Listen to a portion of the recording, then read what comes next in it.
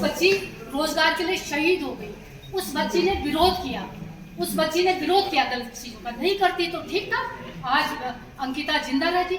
लेकिन आज अंकिता इसलिए हमारे बीच में जिंदा है, इसलिए हमारे बीच में जिंदा है कि उसने अन्याय के खिलाफ लड़ाई लड़ी और हम सबको झंझोड़ा। देश के अंदर इतनी बड़ी दर्दनाक घटना हुई थी। 18 सितंबर को हमारी बेटी अंकिता भंडारी लापता हो जाती है और 19 तारीख को उनके पिताजी जब ऋषिकेश आते हैं तो जो वहाँ के जो शासन प्रशासन के लोग थे वो कितना गुमराह करते हैं, पूरे देश में, पूरे प्रदेश ने जिसको देखा है। उसके बाद अगर मैं समझती हूँ समय पे शायद उसको छानबीन कर ली जाती है। अगर पटवारी टाइम रहते अगर देख लेता, छानबीन करता तो शायद वो लड़की हमें मिल जाती। क्योंकि उसके बाद हमने उसकी बॉडी देखी थी, जो बॉडी को देख के लग रहा था कि उसका बहुत गलत किया गया है। उसके बाद सभी लोगों ने देखा है इस चीज़ को। ये तो इतिहास में मैं समझती हूँ काले पन्नों के उसमें दोहराया जाएगा। और उसके बाद जो यहाँ के शासन प्रशासन से हमारी सिर्फ एक मांग थी, लगातार जब हमारा धरना ऋषिकेश कोयल घाटी में चल रहा था, हमने लगातार 75 दिन तक उसमें कंटिन्यू हमारा धरना चला है, तो हमने सिर्फ एक मांग रखी कि सीबीआई की जांच करें। लेकिन यहाँ पे शासन प्रशासन का इतना दबाव उसमें था, मैं समझती हूँ कि शासन प्रशासन के आदमी इसमें लिप्त थे, तभी इसमें सीबीआई की जांच नहीं कर पाई। लेकिन अभी भी हम लोग चाहते हैं कि इसमें हम बड़े स्तर पर इस आंदोलन को हम करने की हम लोग की रणनीति चल रही है। प्रमिला ने भी बताया और मैं समझती हूँ कि अगर ऋषिकेश की जनता नहीं होती, वहाँ की महिलाएं नहीं होती, क्योंकि हम गए थे वहाँ कोयल घाटी में। जब सबसे पहले हम लोग कोयल घाटी में गए तो वहाँ पे धरना चल रहा था और जिस तरह से लगातार इस केस के अंदर उसको भी एक अहम था सूत्र कि भाई जिसने सूचनाएं की, लेकिन वहाँ पर अगर इस तरह का प्रदर्शन नहीं चलता, प्रमिला जैसी महिलाएं, शकुंतला भी एक थी और भी बहुत सारे लोग हमने वहाँ पे मिले, तो महिलाओं का एक तरह से जिस तरह से हुजूम लड़ पड़ा था। और जैसे ये फैक्ट चीज़ें तो हमें वहीं से पता चली कि भाई जैसे डायरी नहीं थी पोस्टमार्टम के टाइम पे, और उसके माता पिता को पूछे बगैर उसका मतलब पिता पे तो दबाव डाला, लेकिन माँ को उसको उसके देखने से भी वंचित किया। और शाम के टाइम उसका कितना दुर्भाग्यपूर्ण है। उत्तर प्रदेश के अंदर ऐसी घटना सोचती, यहाँ पर हमने ऐसी घटना नहीं, किस तरह से शाम को जल्दबाजी में उसका दाह संस्कार किया। तो इस तरह देखा जाए, जिस तरह से उसके पेरेंट्स को, उसके पिता को 3-3 थानों के अंदर भटकना पड़ा, 0 रिपोर्ट लिखी जाती है। क्या कोई पुलिस वाला उसे बता नहीं सकता था कि 0 रिपोर्ट लिखी है?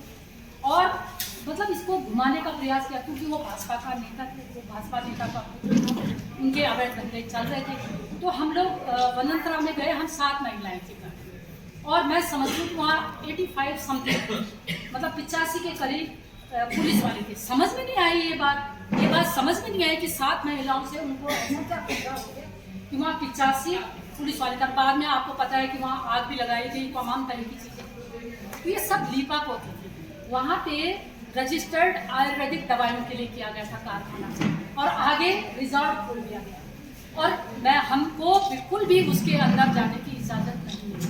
इसके साथ ही मैंने ये देखा कि मतलब हमको बिल्कुल इस तरह का आक्रामक रवैया पुलिस का था। और मैंने थोड़ा साइड से देखने की कोशिश की कि कितना लंबा चौड़ा ये है, तो पीछे भी महिला पुलिस और जेंट्स पुलिस, तभी मैं कह रही हूँ कि 85 समथिंग वहाँ पुलिस, और इतना भीड़ इलाका वो कि मतलब हम जैसी औरतें भी वहाँ जाने में क्या था।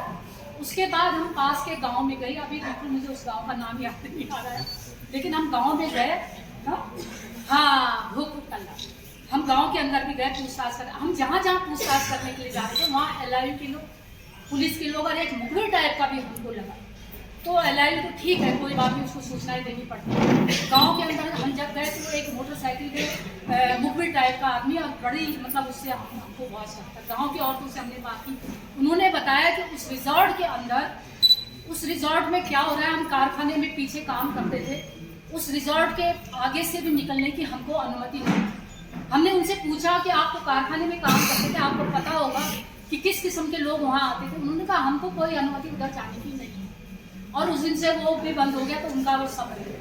वो कह रही थी गांव की औरतें कि हम खेती बाड़ी से काम करते हैं, आज हमारी बेटियां, हम भी चाहते हैं कि हमारी बेटियां आगे बढ़े, पढ़े और किसी लायक बने, और कैसे इनको मतलब कैसे इन चील कौओं के बीच में अपने बेटियों को भेजें। वो वहाँ से हम उस जगह पे भी गए कि जहाँ से उसको बताया गया कि उसने छलांग लगा दी, लेकिन उसकी रेलिंग, पुलिया की रेलिंग इतनी ऊंची थी धक्का लग गया या ऐसा कुछ, हाँ धक्का लगाने की बात हुई कि धक्का लग गया उसको, लेकिन ऐसा कुछ था ही नहीं। वो इतनी ऊंची रेलिंग है और वहां से ऐसे वो लेकिन एसआईटी ने जिस तरह से का लचक प्रदर्शन किया, धज्जियां उड़ गई उसकी नैनीताल हाईकोर्ट में। वहाँ पर हमारे फैक्ट फाइंडिंग कमेटी के सदस्य थे, तो वहाँ पर उसकी धज्जियां उड़ गई कि क्या है ये रिपोर्ट होती है कोई, कहीं कुछ नहीं उसमें कि वहाँ पे जब ये घटना हुई तो बुलडोजर कैसे चल गया, रिजॉर्ट धराशायी कैसे हो गया। वहाँ जब इतना पुलिस बल था, वहाँ पर 4-5 महिलाओं के लिए 85 पुलिस थी और उसके बाद भी वहाँ आग लग जाती है, उस समय वो पुलिस बल कहाँ था। तो इस तरह की जब वहाँ पे बातें आई तो उनके धज्जियां उड़ गई। एसआईटी पर हम तो पहले ही कहते नहीं, हम कह रहे थे कि हमको इस पर विश्वास नहीं है, हम सीबीआई जांच और न्यायालयी जांच की मांग करते हैं।